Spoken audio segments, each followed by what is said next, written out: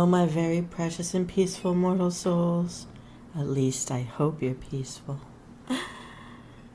Today is something a little different. I'm going to be reading you a story, but not from the very old works of public domain.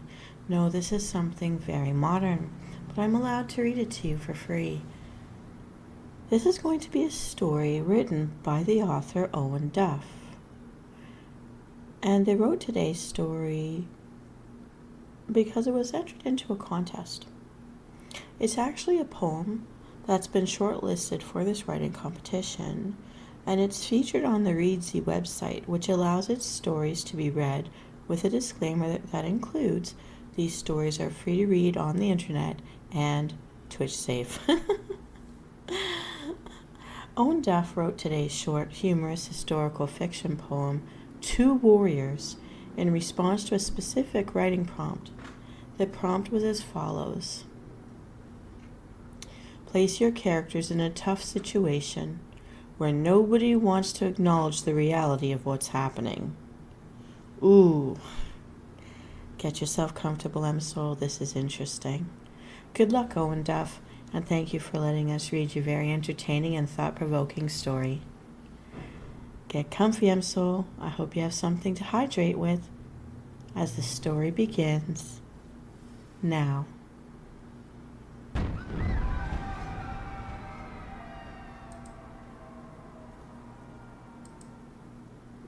Venus Callida reads Two Warriors by Owen Duff. This work is featured on the Reedsey prompts. I'll put the link in the episode details.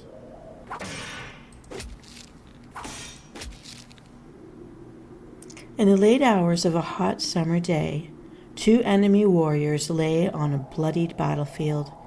Each has mortally wounded the other and has lost their strength to land the fatal blow. Exhausted, sweating, and quickly losing blood, they sit up against opposite trees and face each other. One bears a red sigil across his chest and rests in the shade of his mighty oak. The other displays a blue crest across his shoulder and grows weak below the arm of a willow. The warrior wearing a red sigil slowly removes a pen and paper from his satchel, wipes the sweat from his brow, and squints at the blank page. "What are you doing?" the warrior with a blue sigil asks. The red warrior glances up at his foe. "I'm writing my death poem," he answers. "What will it be?" inquires the blue one. The red soldier pauses for a moment, shakes his head, and answers. A red setting sun clears away the ashen trees. It is a bright day. Katsu!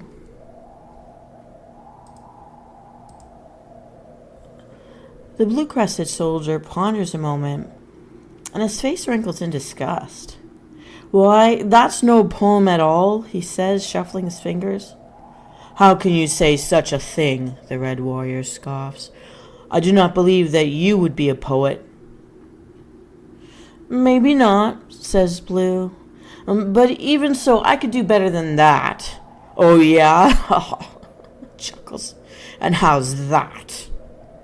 chuckles the red. "Well," Blue shrugs, "are you writing a haiku or a tanka? Your structuring doesn't follow the rules of either. You're wasting syllables on words such as it and is and and katsu? Are you scolding the reader? Claiming victory? Resuscitating someone? Attaining enlightenment? No sense at all. The word has many different meanings, and I don't see any of them appropriate here." "Perhaps it is inferred I have become enlightened," Red argues, becoming annoyed at the bold criticisms. "Ha!" shouts the blue warrior at an extra pump of blood from his wounds. "As if anything were to be inferred from such drivel. Try again."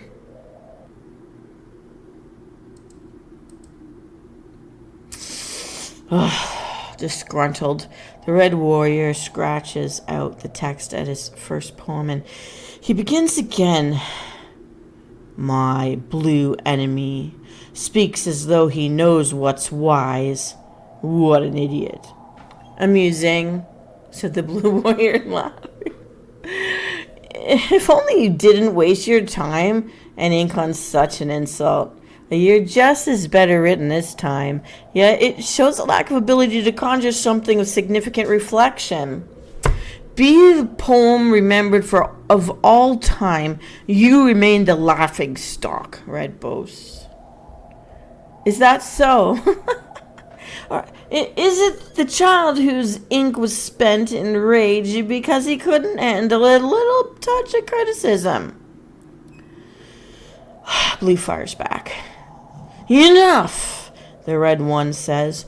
I shall write another, and this one will surely impress your painfully absurd mind. The Red Warrior digs within. His creative consciousness wrinkles his weary face and focuses on the paper. Hastily scribbling down his new death poem, one that will surely be remembered for millennia or more, one that will place him against the stars with the greatest death poets. Red sun sets across the forest and casts shadows across my bloody gown. And Katsu!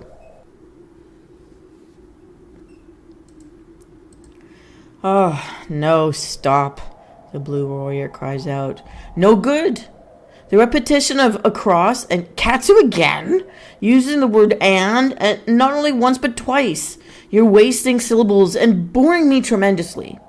Again, the Red Warrior shouts back. It is you who waste time and energy criticizing my every word and judging my writing. So what if my creation is an insult to you, an ode to my battles, or love letter to the moon? It could be anything I want it to be. It could be, but perhaps it should also be good, the Blue Warrior urges. Be original and be concise. Oh, beautiful language does not allow one to be concise, Red says. One does not build a bridge to wind around the river, but to cross it directly. Beauty derives from the power in what is said with few words. But there's so much to say.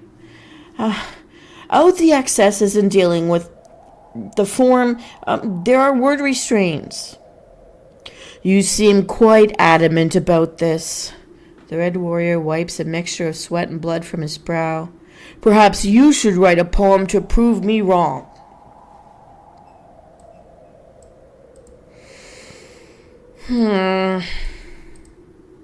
I would only encourage you to improve your skills instead of attempting to steal mine.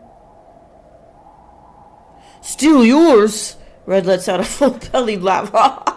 Don't flatter yourself so much. It would be a sad day if a great poet such as yourself would have to take the credit of such a lowly soldier like me, Blue says, looking down and away at the ground. Enough, my enemy and critic. I will give no pity, and I have wasted enough of my energy on frustration with you. I will write another poem, and I will write about something I truly love. This time, the Red Warrior reflects and thinks for a great period of time, searching deep within himself for the right words to spill out on the page. Suddenly, and with an exertion of hidden spirit, he picks up his pen back and he writes out the poem. If I loved the moon, why only look where sun shines? Night brings beauty too.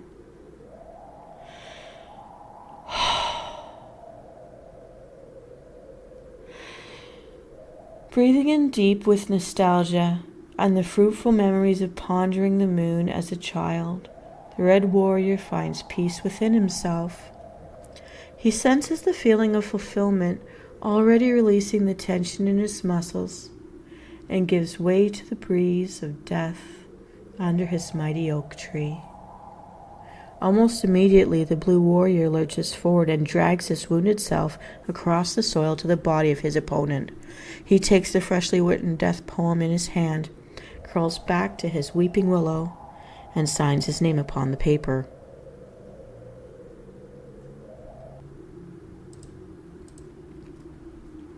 In the shade of the draping branches, the blue warrior smiles at the parchment in his hands as death comes for him too.